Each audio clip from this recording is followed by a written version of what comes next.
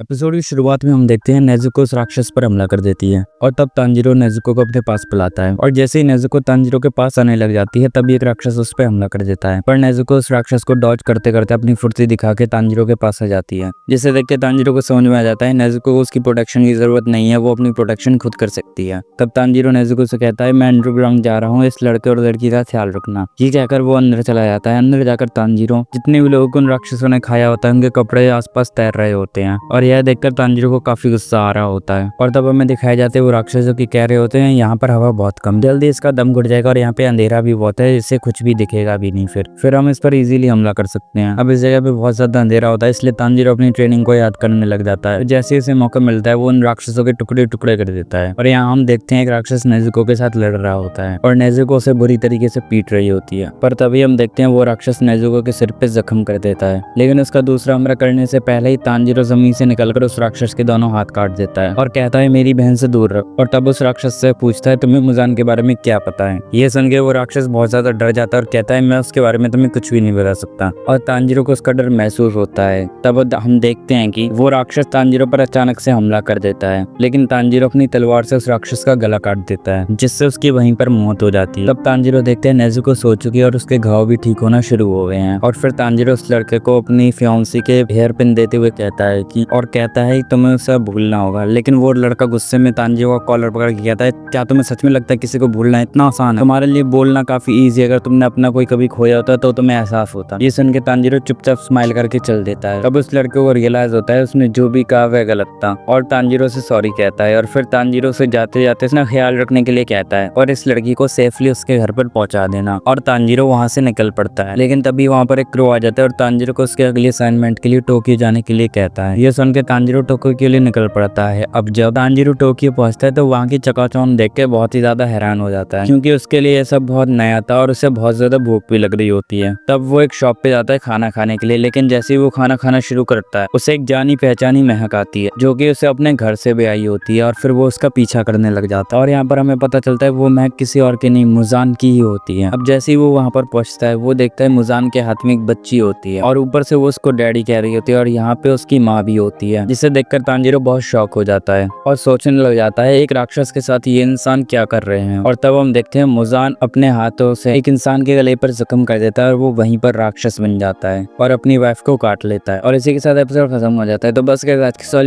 अगर आपको ये वीडियो अच्छी लगी तो वीडियो को देना लाइक, चैनल को सब्सक्राइब। मिलते हैं अगली वीडियो में, तब तक के लिए बाय बाय।